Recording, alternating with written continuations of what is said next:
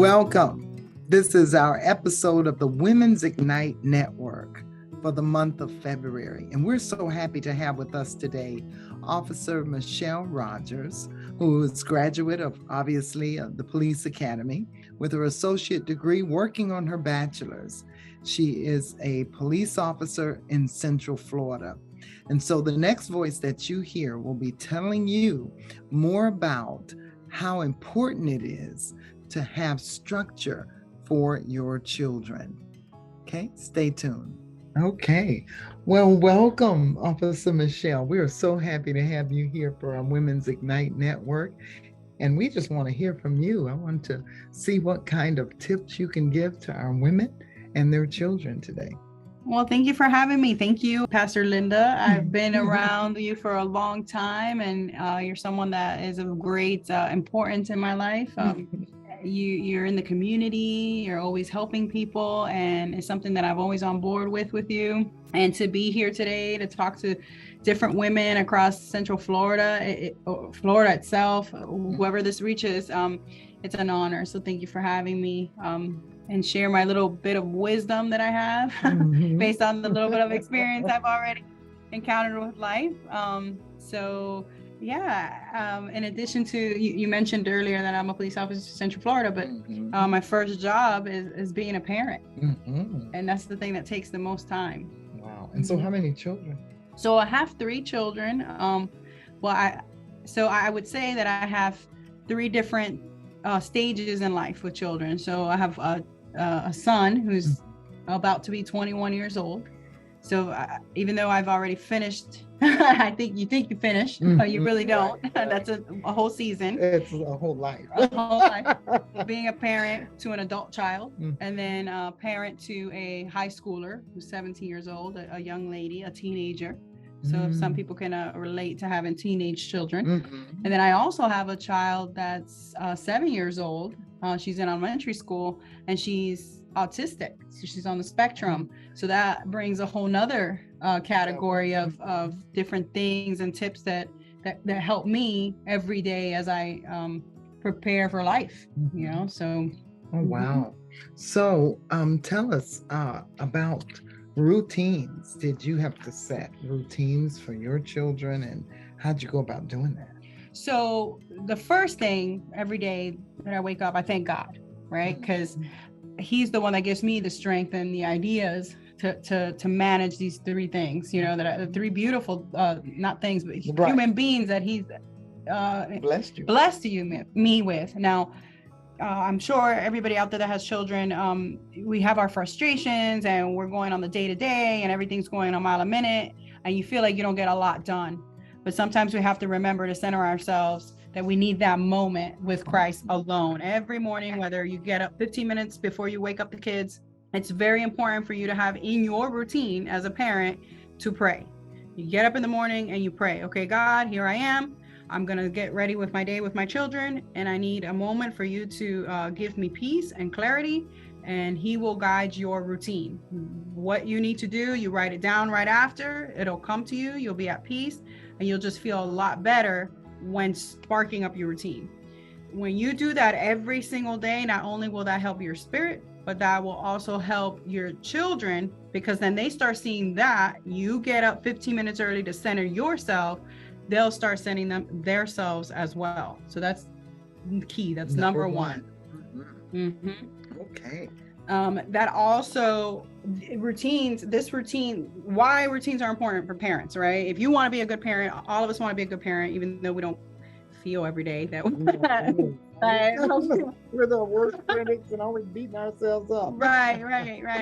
But it frees up time when you think about other things while you're at work. So if you have a full-time job, for example, I have a full-time job, developing a routine the night before you go to bed, planning out your day, what you're going to do in the morning, it helps. If you are a single parent, or whether you have a spouse or not, it really helps. Because you want regular and consistent routines, because they're going to help you feel like you're doing a good job as a parent, and it helps you stay organized and it lowers your stress. daily tasks make things more efficient, they flow better, and they also help your kids stay on the same routine, because then they know exactly what's happening every day, and you don't always have to nag at them, hey, do this, do that, pick up this. They know exactly what they're doing, and it operates like a well-oiled machine. It makes your life a lot better. A good example, sometimes what I'll do, if I know I'm going to have a long day of work the next day, I'll, right before I go to bed, I pre-plan the meal for the next day, a quick crock pot recipe. So I'll get up, my 15 minutes, I have my prayer time, I put the food in the crock pot, it's ready to go.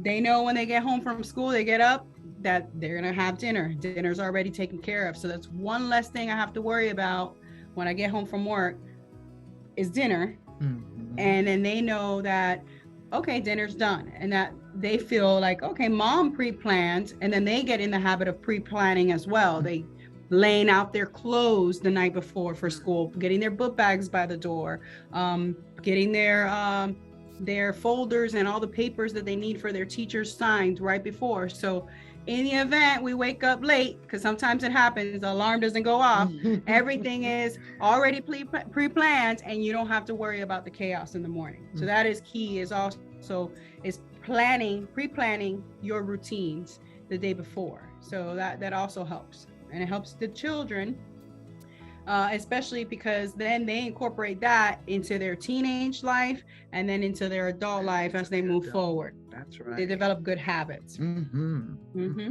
that's so important for the success of our kids.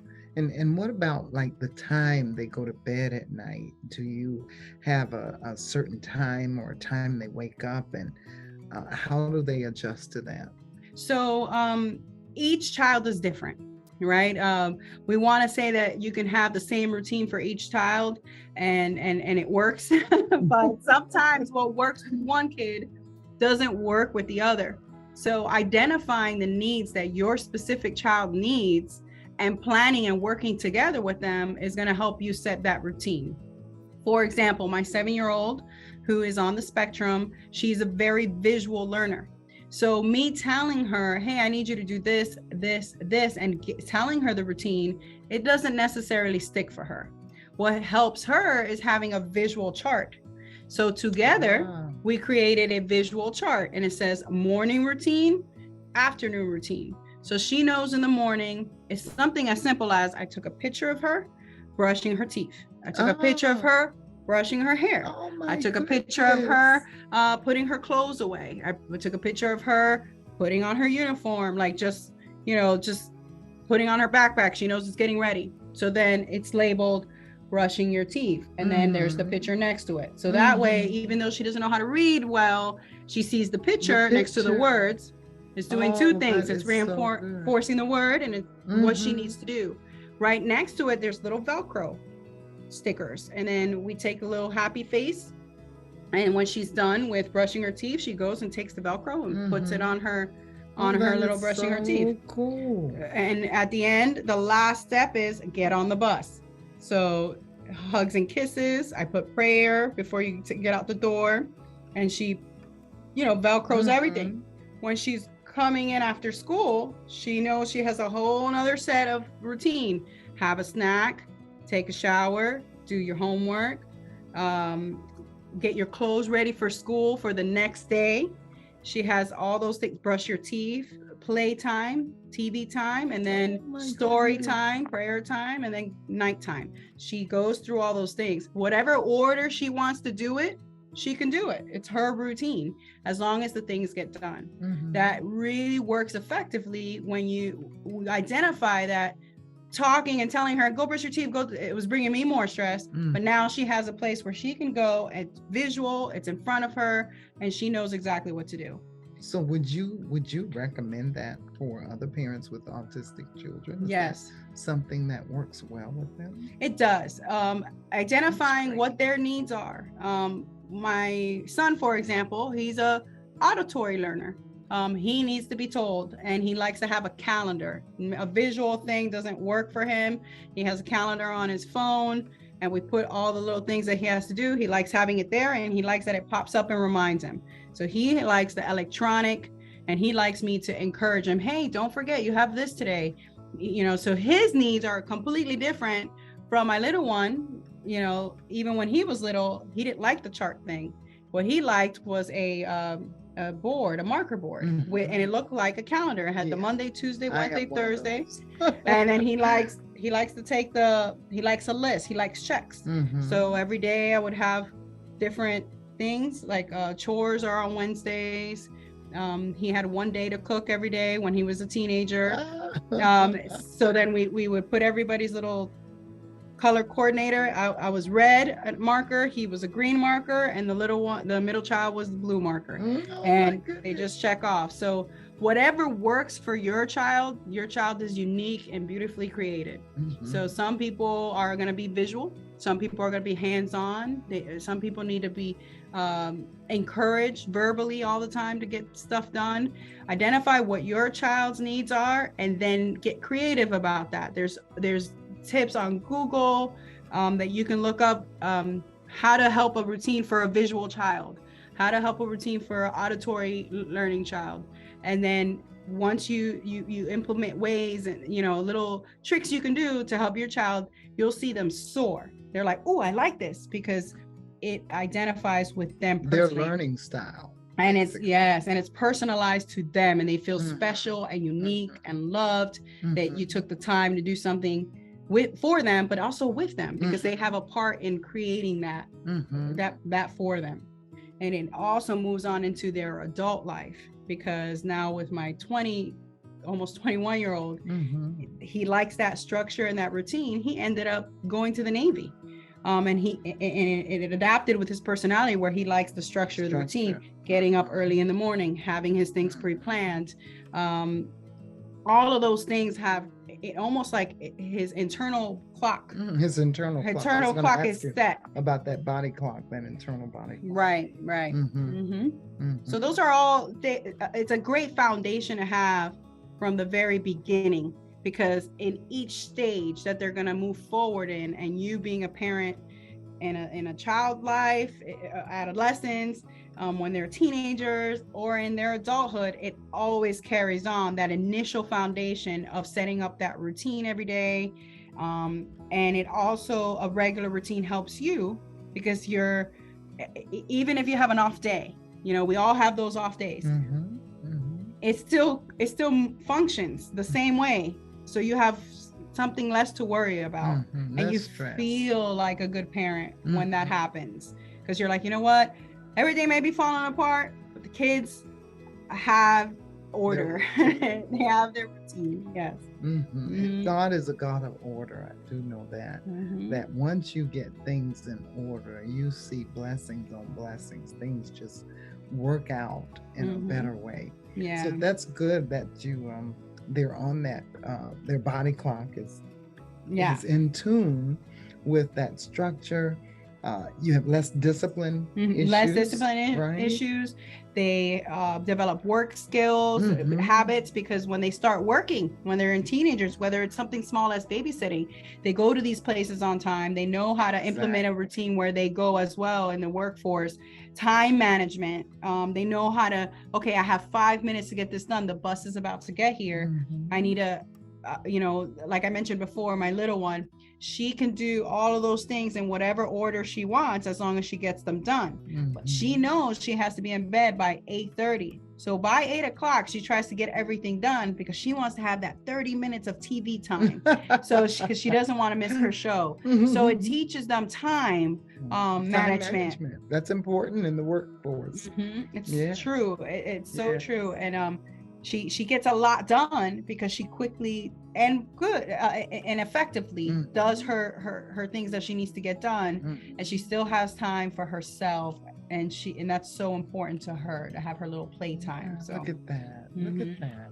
Isn't that amazing? And see, that's one of the things that I think we don't realize sometimes as parents, is that routines help your child in so many ways. It helps them as they prepare for adulthood, and in order to be an adulter, as they say, and do adult things, and to be good, and to be effective to hold a job, because they can't keep a job if they can't be on time. Sometimes they can't keep a job if they can't have time management and be able to work well with others. And with your structure, I'm sure that's part of that Right. learning process too, working well. Right. And I don't want anybody to feel like, okay, well, I don't have a regular routine myself at work. Some people have different hours. I work night shift myself. I work from 6 p.m. to 6 a.m. So some people are like, well, how do you have a routine if you're working night shift? When do you see your kids? So that's why, right. So that is why it's so important that your routine is set to your individual needs as a family. Dedicate certain things that are super special, whether it's at nighttime. If they know every day you're going to read them that story, every day you're going to read them that story, they're going to count on you for that. And that plays such a huge part when they grow into their teenage life, because then they're like, I know my mom won't let me down. She's going to read to me that book. It inspires trust, dependability. They know that you're going to be there for them. And moving forward, when they're in teenagers and they're struggling with being a teenager, because those are really, really tough times. Get ready, moms. Get ready. That's really tough when they are going through things. They know that they can come to you and trust you because you haven't let them down. You read to them that story every single night. And if you miss a night, you know, hey, I'm going to make it up to you. In the morning, we're going to do the story. It's going to switch things up a little bit, but they know that you're consistent. And they're going to be consistent. In meal times as well, one thing, a little tip that I do, because sometimes we get so lost in our routines. When we sit down and have dinner, we pray together. And then I ask each child the same question since they were little, all the way up into adulthood. What's your favorite part of the day? What was your worst part of the day? How'd you fix the worst part of the day? Like, how'd you get out of that? And how did you go out of your way to help somebody? They know automatically that they are going to have that conversation with me every single dinner time.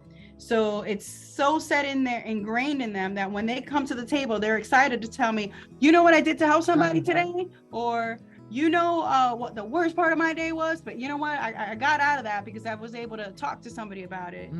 And it inspires that conversation, because we get so lost in our work routine and all the things that we're doing every day that we never have genuine conversation with our kids. So at mealtime, at dinner time, when you're sitting down, it's so important to have conversations, because I hear from moms, so many moms that say, how was your day? It was good. It was good. And they can't get that conversation going.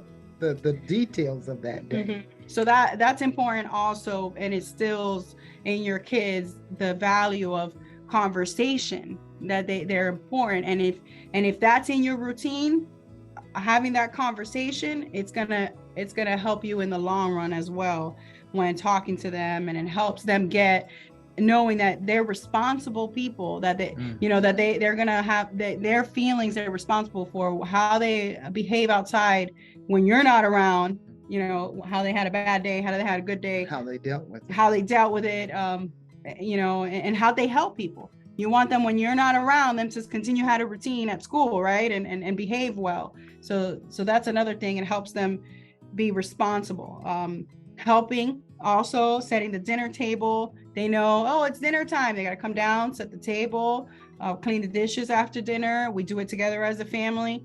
You stay consistent in that. It keeps them responsible in keeping their chores, and they know what to do. So whatever the task is, we do it together as a family. And they just, if I'm not there, if I end up getting called in to go to work, the routine stays. They know that we have to do the dinner. They still have the conversation. What was your favorite part of the day? Even though I'm not there, they still wash the dishes. If I'm coming in from work in the morning, the dishes are clean, everything is done, and the routine is set. So that's why it's important. It's consistent, and then they do it on their own. That's the key. This is, with you being a police officer, it's so important as I listen to you today, and we share these tips with the parents, that this allows those children to grow up and be good, responsible citizens in society. And that's what's so important, that we raise children that are good citizens in society. We know that, a lot of times we have different situations that happen in families, but if you can try and incorporate some of these tips, all of them, if possible, you can see a difference in the lives of your children. And one of the things she was mentioning about meal times that many a times we've gotten away from. People just grab something to eat, and one is in this room, the other is that room, is that family time, that time to come together and to talk and share experiences. So that's very important. And another thing, as they grow up and into their adolescence, our nation right now, how we're in the world that we're in, it's very stressful on them too. Social media, all of these things that are going on. When they become teenagers and things become a little bit more stressful for them, that they can have a conversation with them. That no matter what happens, they know they can come to you and they can have a conversation, and instills that trust. So, and they're responsible for their feelings. They're responsible to, adolescents for their actions and how they behave, and that's why it's so important to have that family time to talk with them, because it's only going to get harder with social media and the things that are happening. So centering them with God, implementing a godly routine in the morning. Okay, hey, we're going to sit down and pray. A godly routine at dinner, pray before dinner, and let's have a conversation and keep it positive. You don't have to have those questions that I have. You can make one unique to your family. And then we still do it when guests come over. When people come over for dinner and then they see us do it and then we invite them to do it, they're like, man, this is a good idea. And I've seen people implement it. So it's really important for emotional health as well, for the stress of these teenagers, and mental health for our kids. So, yeah.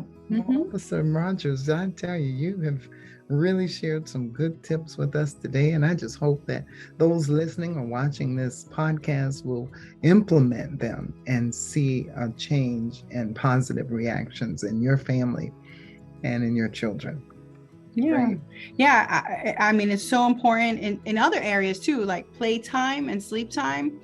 Like I mentioned before with the little one, if she wants to play, she already had it organized. So, and she knows she has to be in bed at 8:30 too. So it will make your life a lot easier. It's important, all stages of life.